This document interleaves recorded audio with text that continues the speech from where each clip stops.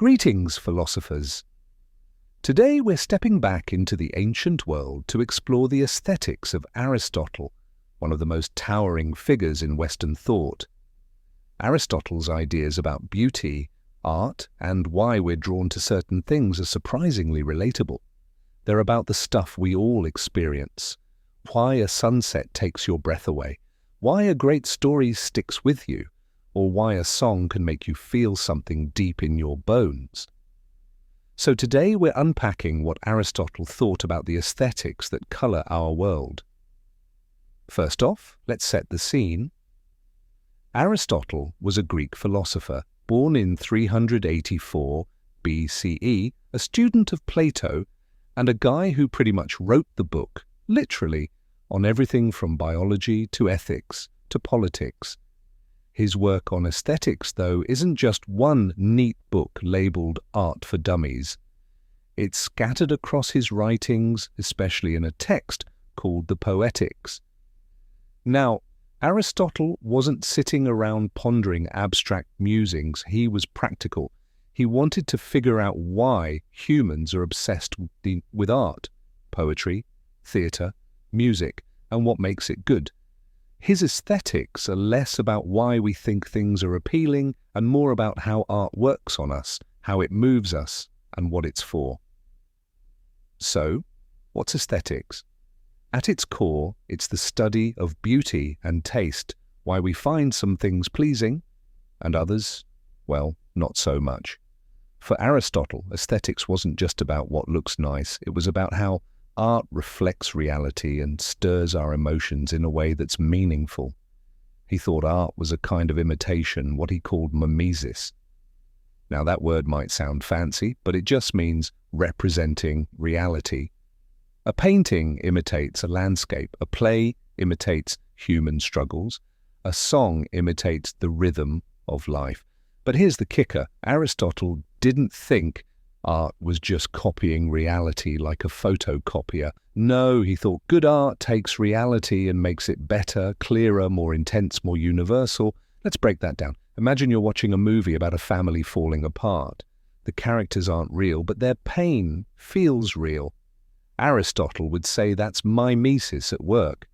The movie isn't just showing you one random family's drama.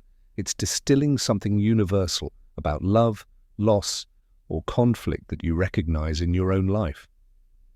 That's why you're crying in the theatre, even though you know it's all actors and scripts.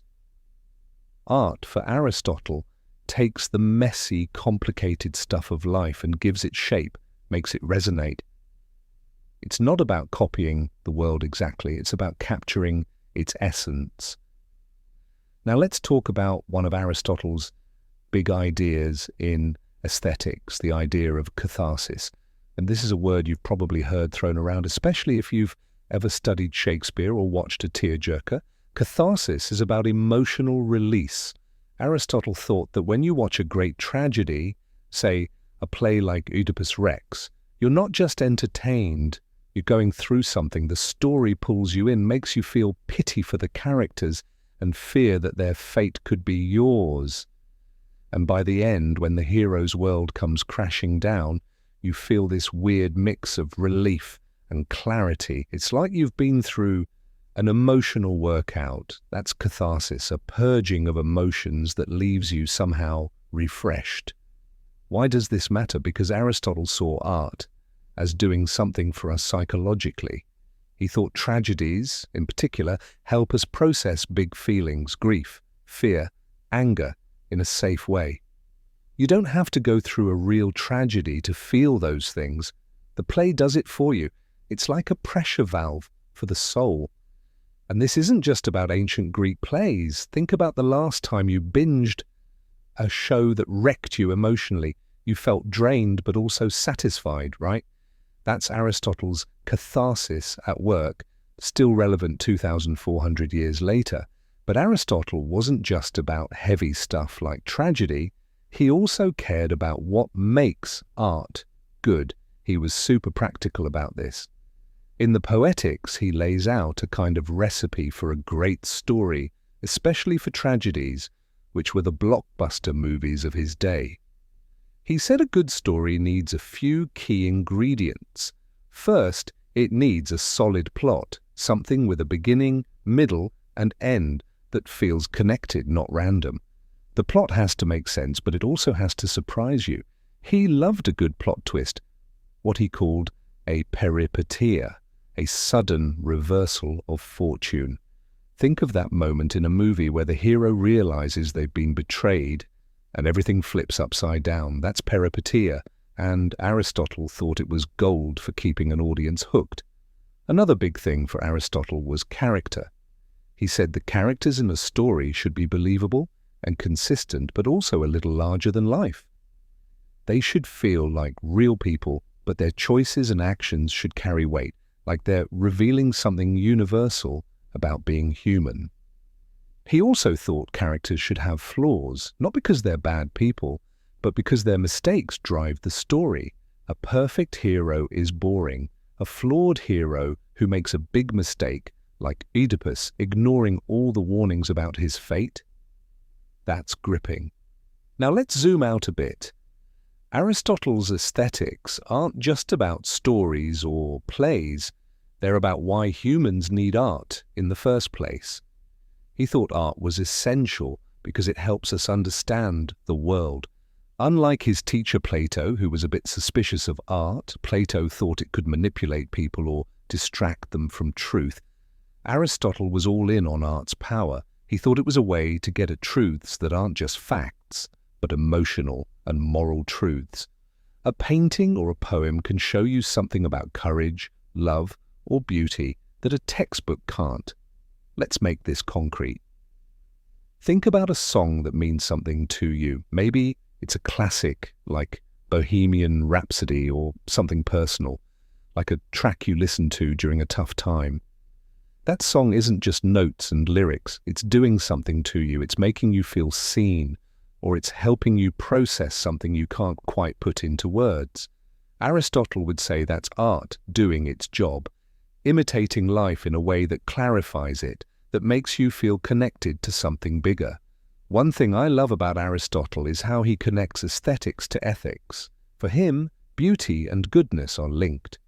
A well-made story or a beautiful sculpture isn't just nice to look at, it's morally significant because it shows us something about how to live.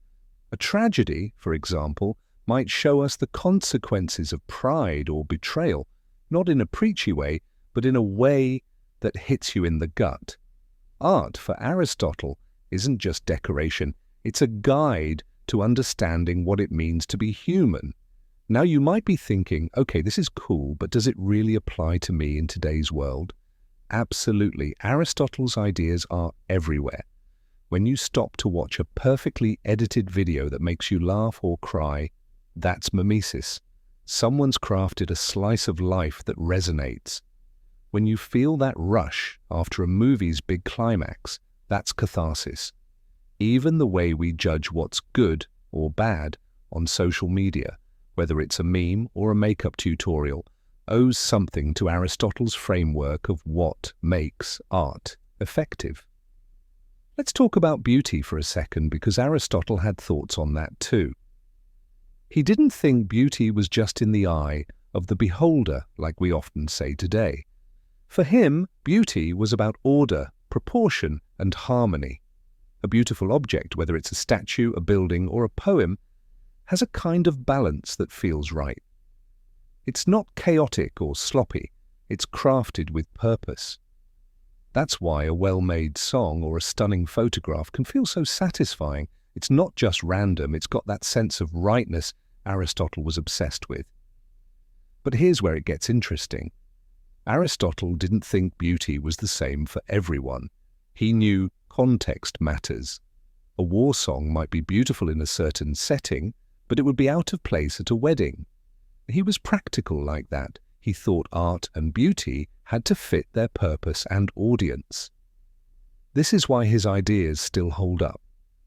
He wasn't dogmatic. He was trying to figure out what works and why. As we wrap up, let's bring this home. Aristotle's aesthetics are a reminder that art isn't just fluff. It's a fundamental part of being human. Whether it's a Greek tragedy or your favorite series, art helps us make sense of the world. It lets us feel big emotions without breaking us. It shows us beauty, not just in pretty things, but in the way stories and images capture what it means to be alive. Aristotle's big insight was that art isn't separate from life. It's a way of understanding it, of feeling it more deeply. So next time you're moved by a movie, a song, or even a really good ad, think about Aristotle. He'd probably be right there with you, nodding along, saying, "Yep, that's mimesis.